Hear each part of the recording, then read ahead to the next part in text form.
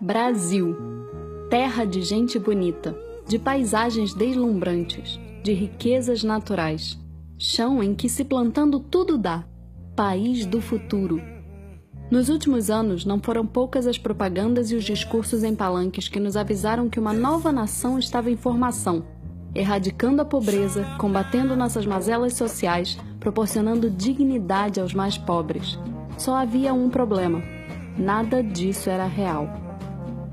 Longe do marketing político, nós atravessamos uma década de bônus demográfico e aumento no preço geral das commodities, crescendo menos do que o mundo como um todo, estacionados onde sempre estivemos, miseravelmente pobres. Agora é a hora de calcular o saldo da década perdida e entender de vez onde estamos. Você talvez não faça a menor ideia disso, mas a previsão é que mais de 20 milhões de brasileiros, quase uma Austrália, estejam vivendo com uma renda domiciliar per capita inferior à linha da pobreza até o final desse ano, ou seja, ganhando menos de R$ 140 por mês.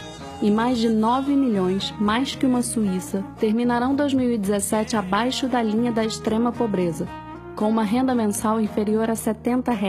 Quase metade dos brasileiros sobrevive com até um salário mínimo. No Nordeste, esse número alcança incríveis 68%. O cenário é desolador. 1 em cada 4 brasileiros é hoje dependente do Bolsa Família.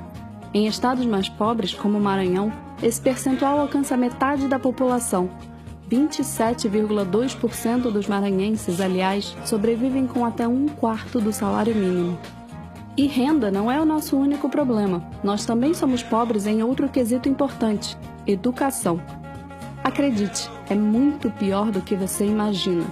Se nós somarmos a população do Uruguai, da Nova Zelândia e da Irlanda, não alcançaremos o número de analfabetos que temos no Brasil.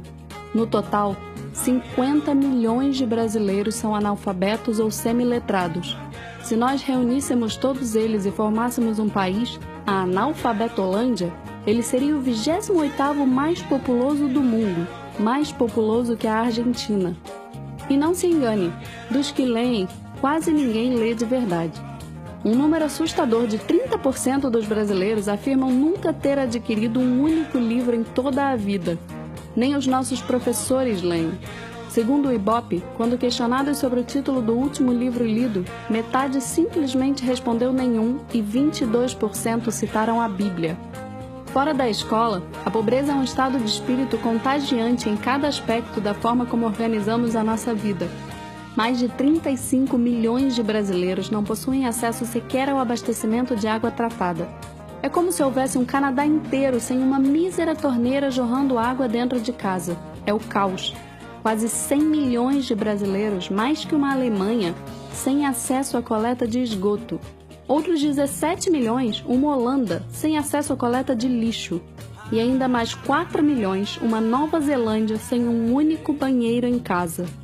A culpa por toda essa mazela é difícil de apontar num vídeo curto como esse, mas há um bom indicativo para a origem do problema: nossa capacidade de depositar tanta esperança e dinheiro na classe política.